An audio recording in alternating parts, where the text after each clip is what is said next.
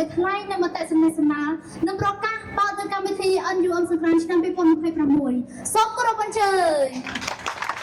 បាទសូមអបអរសាទរ NUM សង្គ្រាមបាទសូមគ្រប់អាយដាមសង្គ្រាមសង្គ្រាម2026បាទហើយក៏ជាព្រឹត្តិការណ៍មួយដែរដើម្បីត្រៀមនៃការទទួលឆ្នាំថ្មីឆ្នាំថ្មីដែលនឹងឈានមកដល់គឺជាឆ្នាំមមីអន្តស័កពុទ្ធសករាជ2570ខ្ញុំសូមសម្ដែងនៅកតញ្ញូតាធម៌យ៉ាងជ្រាលជ្រៅបាទចំពោះ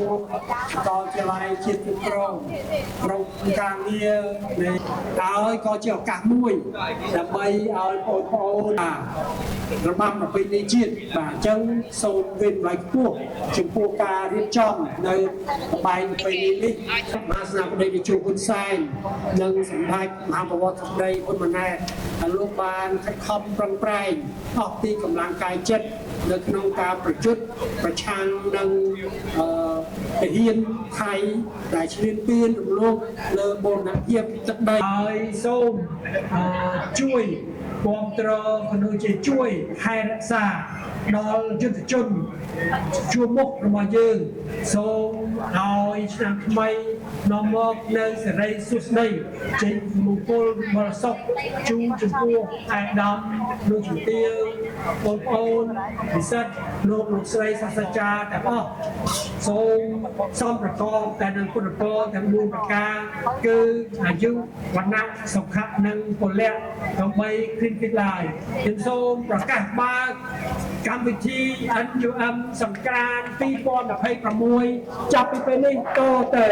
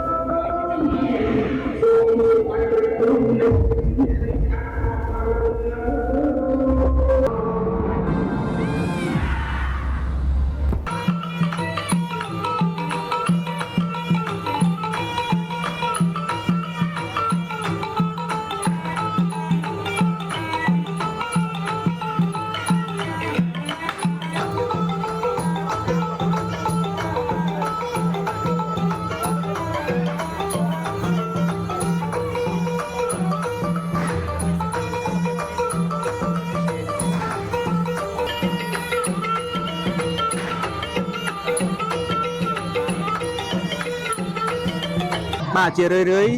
សាកលវិទ្យាល័យជាតិគ្រប់គ្រងគឺតែងតែប្រារព្ធធ្វើពិធីការអបអរសាទរឆ្នាំថ្មីបាទហើយគឺសង្គ្រាមនេះគឺរៀបចំរយៈពេល2ថ្ងៃជាប់គ្នាបាទហើយដូចជាក់ស្ដែងឆ្នាំនេះគឺរៀបចំ2ថ្ងៃគឺថ្ងៃទី3និងថ្ងៃទី4បាទហើយក្នុងនោះគឺយើងមានឃើញថាមានរៀបចំឈុតឆាកសិល្បៈនិងការសម្ដែងជាច្រើនវគ្គច្រើនសូរផងដែរបាទដូចជាក់ស្ដែងគឺមានដូចជារបាំត្រុដិ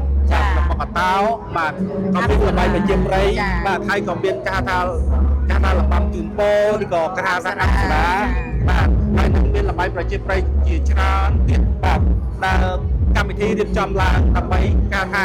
រំលឹកក៏ដូចជាថែរក្សានៅល្បែងបាទ